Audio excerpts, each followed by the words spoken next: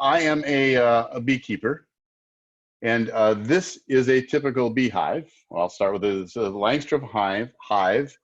There's each one of those hive units can be separated at the bottom, and we'll show you a breakout picture in a second. There's the bottom of the brooding box, and then the top two levels are honey supers, which you see in this picture, which is sort of breaks it out. In each one of them are frames, and I use a queen excluder, that thing in the middle. I'll show you a picture in a minute. But that keeps the queen, who's in the brooding box, out of my honey, which is in the honey supers. So there's a little screen there. I'll show you in a second. There's also an inner cover, which I'm going to talk about in a minute, up at the near the top, and then outer cover at the outside.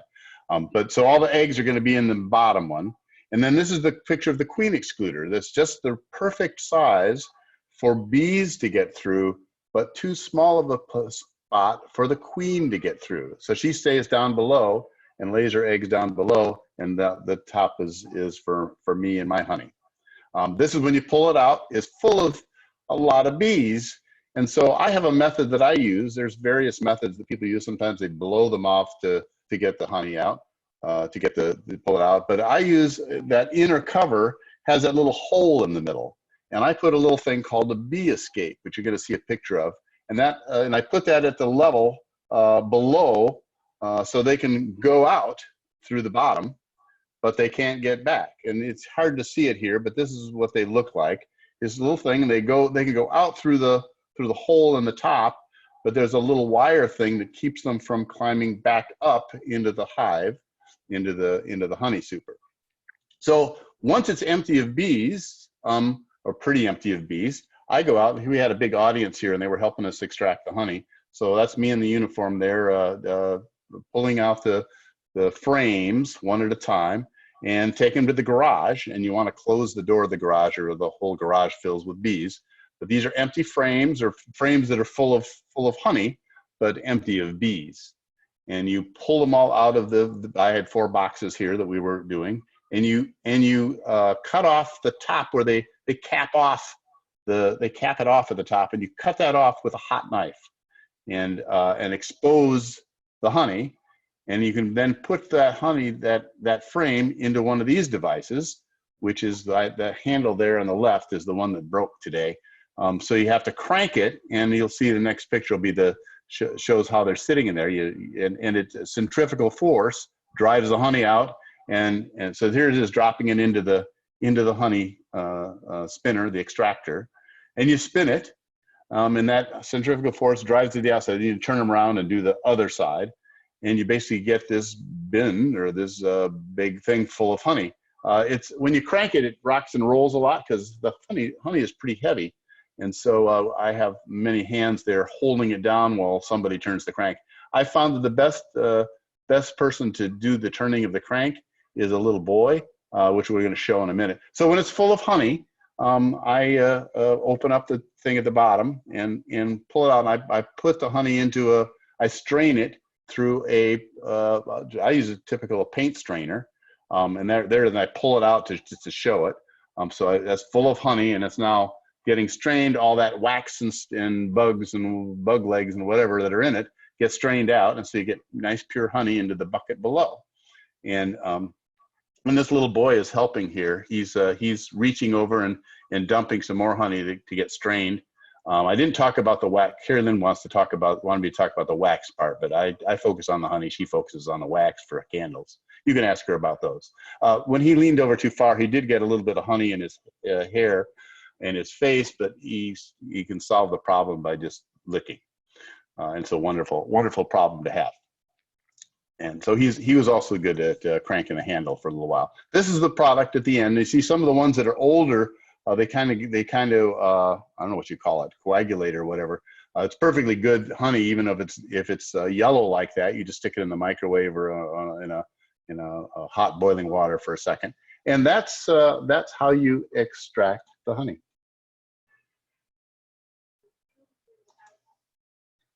And anyone has a question, you may, yeah, thank you. If anybody has a question, raise your hand. Ashan. Yes. Hey there. Hi. I was the guy who was actually coordinating with you in the email. Yes.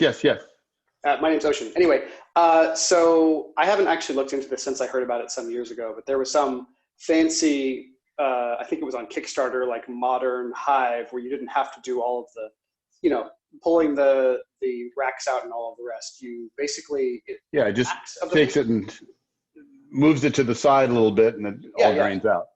Have you had any experience directly with that, or do you know anything about that? Is it a good idea? I have. I haven't. The only reason to stop is that those things are very expensive. They are. And so you would, hundreds of dollars as opposed to tens of dollars to have a hive like that. So I have not chosen to do that.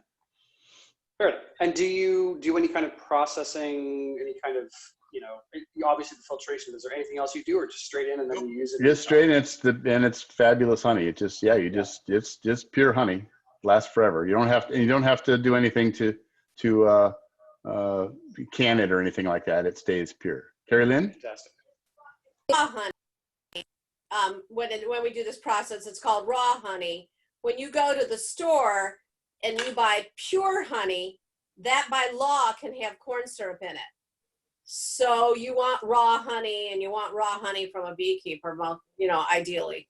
Yeah, I've heard that. Yeah. Thank you. Garrett? Hi. How long does the raw honey last? They have found honey in Egyptian tombs, and it's still perfectly edible. I haven't eaten it myself, but it lasts forever, and it's also supposed to do other sort of things, like it has antibiotic tendencies. I don't know if that's the proper term, but you can put it on. They used to put it on wounds. It's an amazing thing that those little critters make. Cool. Also, you made me really want honey right now. Yeah. If I was doing this live instead of, I would certainly be doing sampling right now. Just, imagine it, if you will. Jamie? Oh God, right. I'm supposed to use her thing. So I have two questions. One is, like, how much money and effort does it take to get started doing this? Like, how much does it cost to get a hive? I don't know how that works. And how much honey do you end up with, like you guys, when you're doing this on like a seasonal basis, or how does that work? So the first question is the cost. You have to buy the hive and a bee suit. We also bought the extractor, which is a couple $100. The hives and the frames are, it was probably $300 or $400 by the time we get done. Carolyn says more. Yeah, you're right. This is $100 just for the suit. It was $300 for the spinner. It was, several. I estimated once it was close to 1,000 by the time you bought all the little pieces. We also have more than one hive. Yeah, then that's the other thing I was going to say is having two hives is a good thing, because you can sort of check them and say, wait a minute, this one's got a gazillion bees, this one doesn't look very busy, and you can kind of check on the health by checking them against each other. Well, you had another question, but I forgot what it was. How much honey do you end up with? It varies.